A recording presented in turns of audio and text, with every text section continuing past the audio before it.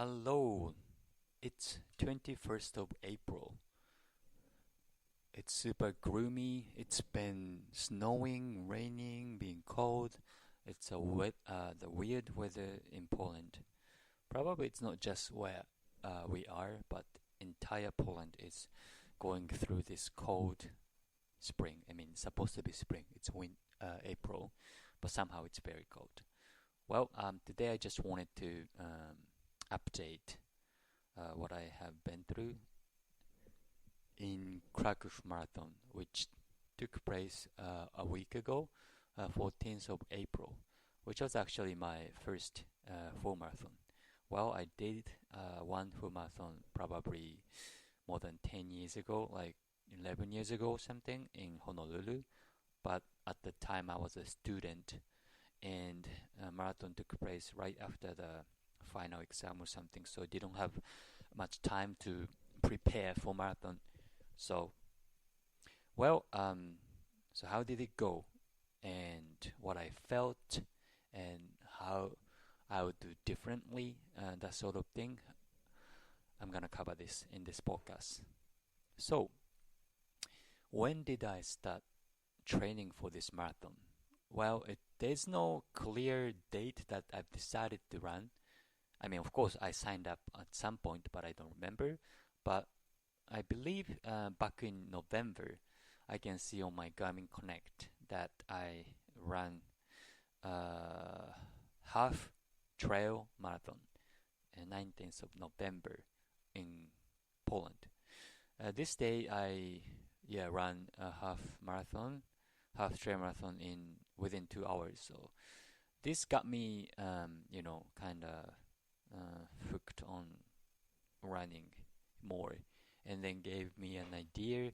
Oh, it's kind of fun to be part of this exciting event where people cheering up runners, and then you run with other people, and yeah, your run is timed. So just like running for the time or something like that. And I was like, why not? Let's test if I will enjoy road marathon, because I remember in this trail marathon, I didn't. I mean, I enjoyed it, but there's something that I expected but didn't happen was not many, like audience cheering you up or anything, compared to the one I did in summer, which was like a 10K road race where you get a lot of people cheering you up, etc. So I really enjoyed this one. And my training slowly started, I guess. Yeah. I can see in November I was running sometimes maybe 20 to 30 kilometers per week. And at that time, the longest one I did was less than 15 kilometers. That's where I started. And gradually I started running longer, I can see on my Garmin Connect. But even in the point of December, I'm not running more than 15 kilometers. And yeah, I think we did a travel to the south of Poland, so I did the hike, something like that. And January, I can see that I, yeah, I'm still doing like a less than 10K. But I see one time I did 16 kilometers. Yeah, in the late. Oh no no no. Controlled LSD. First time I did 20K in the first week of January. So from here I started doing a long distance LSD, almost like a half marathon distance, I guess. Yeah. And February is the same. Yeah, I remember I was just doing lots of LSD because I learned that training based on your heart rate is more effective if you see the training in the long run. So I did a lot of LSD. I mean, I wouldn't say a lot, but like a slow pace. And also I started doing sprint training, like a hill sprint, once in a week. Yeah, in February, I believe, or maybe March. Yeah, I mean, I cannot tell from here. And for the strength training, I was just doing uh, just a body weight training, but not intensely. Probably 2 to 3 times in a week, mainly upper body, just push-ups or pull-ups, etc. But not longer than 20 minutes, something like that. And in March, it's like a month before um, the marathon. I remember up until February, I was pushing hard because I wanted to run at least one time, like a full marathon ranks, which is like 42 kilometers. I thought like this was something I should do, but it turned out I spoke to one of my friends who has a lot of experiences in a marathon. He even ran a marathon probably like 3 hours or something, and he said it's better not to do. It's the worst idea to run the full marathon distance during your preparation. So I was like, what? It was very different. And I got to learn the thing called tapering, which is to just drop the distance maybe 1 month or 2 weeks before the full marathon, just gradually dropping the intensity or the duration of the trainings to give your body enough time to recover before the marathon. So I was like, oh, I shouldn't do any long distance anymore. So I can see the last long distance running I did among all of the practices was um, March. Is it March? Yeah, it's March. Yes, like 26.50 kilometers, which was mid-March. Am I right? Yeah, mid-March, 26 kilometers. So it's a month before the marathon. I was running still 26 kilometers. And then weekly distance is like 60 kilometers, 50 to 60, I would say, up until a month before. So I believe how I tapered is good. It's like I follow yeah, yeah, I think I follow the textbook, like the advice really well. And 1 week before, I only run 22 kilometers. However, this uncomfortability around my lower back to my upper hip area started appearing again 1 week before the marathon.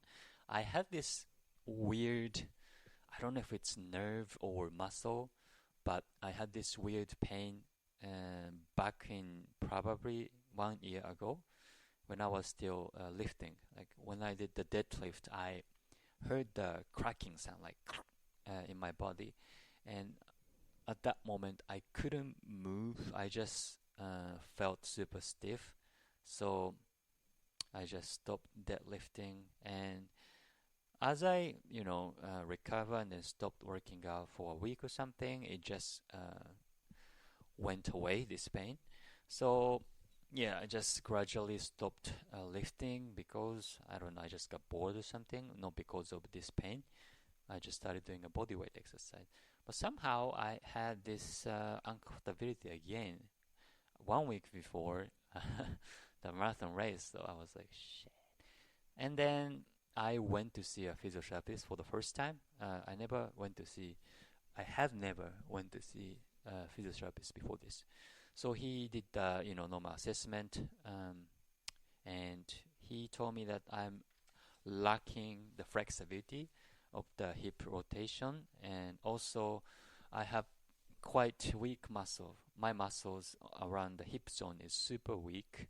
I could even see, or I could even feel from the assessment, because there's a one exercise where you have to you just lay down on your side, and then you have to keep a leg which is on the top, and just keep it extended, and then the other person is trying to push the leg down, but you have to keep it hobbling. But I couldn't keep it hovered. So I could even experience that, oh yes, I need to work on this hip. And he gave some massage and it went away. However, on the marathon day, I was quite pumped and I was in a really good pace up until the halfway. After the halfway, which I kind of expected it would happen even before the day of marathon. Okay, maybe this will happen. So, yes, it happened. My especially like the right part of my body became super stiff. It's like you're riding a robot, but you're feeling super pumped, but somehow you cannot fight anymore because the robot stopped moving. That's how I felt. So I obviously stopped and then started walking, and then some part people cheering me up, so I just tried my best to run a little bit, but I couldn't just keep going. Yeah, so I felt like really, how do I say, yeah, like unused. I don't know if it's the correct word, but yeah, something left inside me. But I finished like 4 hours and 50 minutes. And of course, after that, I couldn't walk normally for a week, and it's been a week. And then I had this morning like severe pain on my back when I tried to do bowing. I don't know. I was trying to just reach something, or just I was trying to reach my dog to pet, and then I felt this severe pain. Probably that's because, the extreme yoga I did yesterday.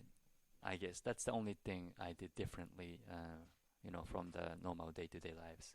So I already sent an email to my physiotherapist, so I will see how it goes. It's getting better as the time goes, but yeah, I don't know. So that's my trainings and also what I felt and then what it is now.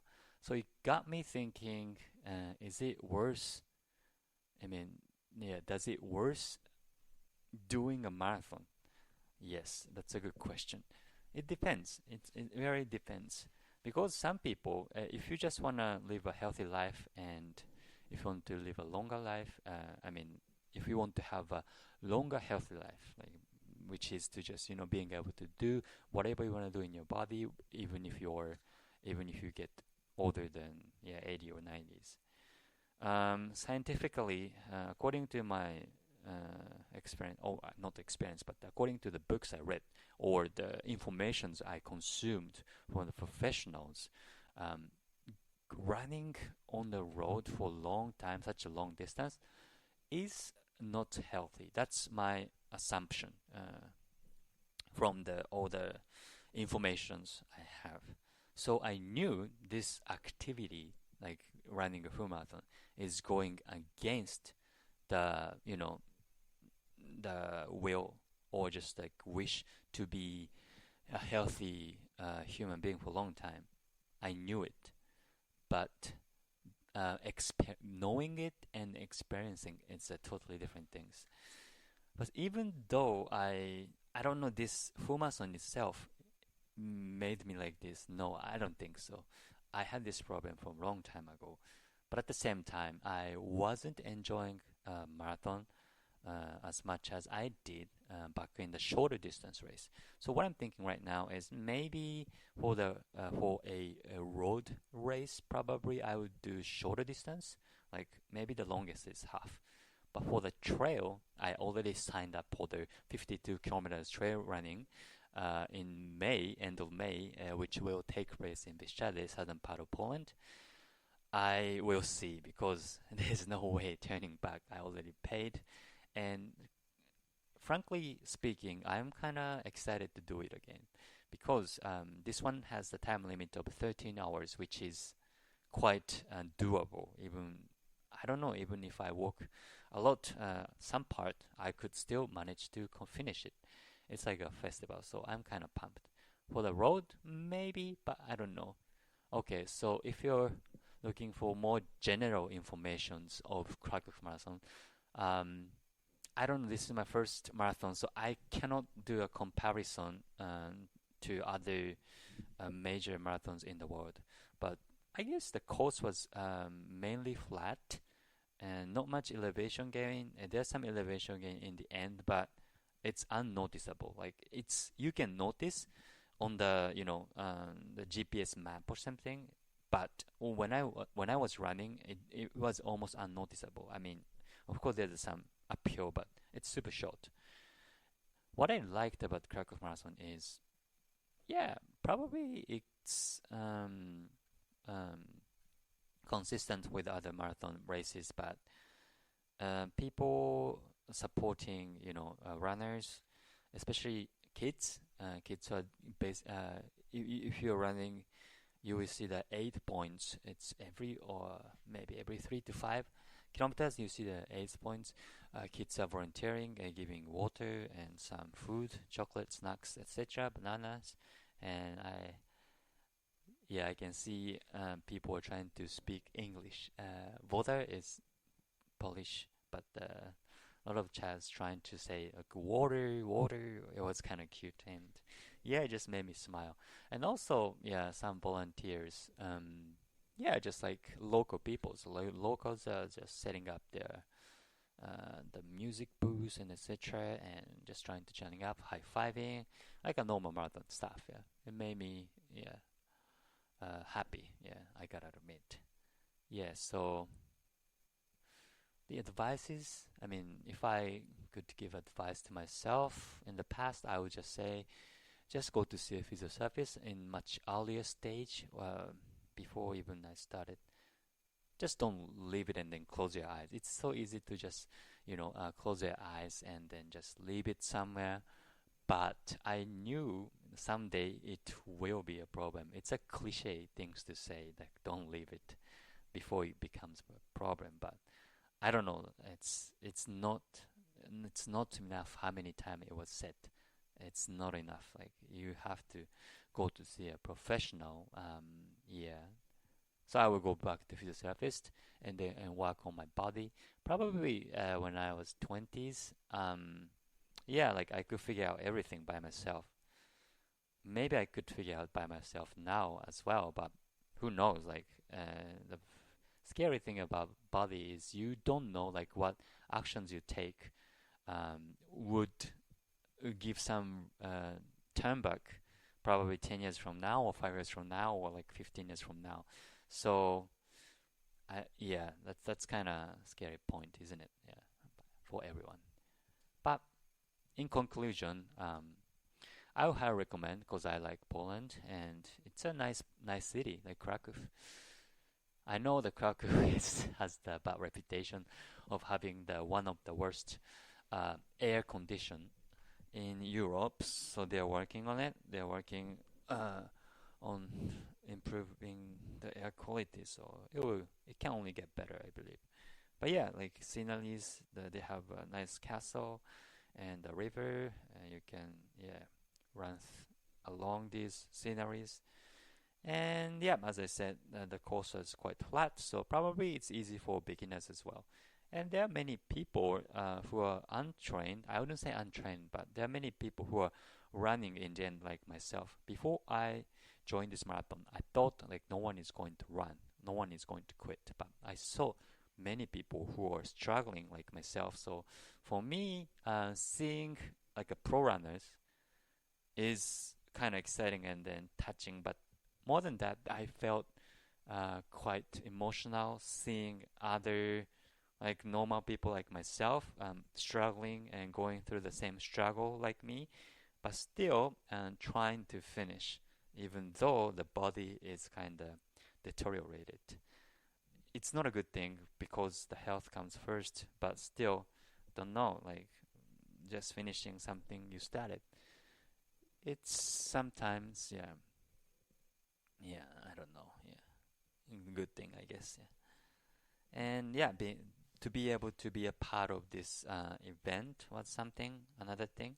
Also, just talking like in the retrospect, your brain is creating like stories and then also making it more dramatic. So probably I should have recorded this right after my race, but actually I recorded some parts because, but I still remember, so it's okay. Like what I recorded was what I experienced because my right side of leg started becoming stiff, so I mainly use like a left side. I used my left body to just keep going. So after I finishing my race, I felt severe pain, and it still lasts even now. Like outer side of my left leg is painful. It could be because of my shoe. My shoes were not perfect fit for my feet, so I consider buying a Japanese brand because I heard the Japanese people have different shapes compared to Westerners, so probably it makes more sense to buy a Japanese brand. Yeah, that sort of things. Anyway, thanks for listening if you're listening to this, and hopefully I will bring more good news in the next race. And I also made a YouTube video, so you can see what I've been through, probably more visually. So hope you can see that as well. Okay, peace.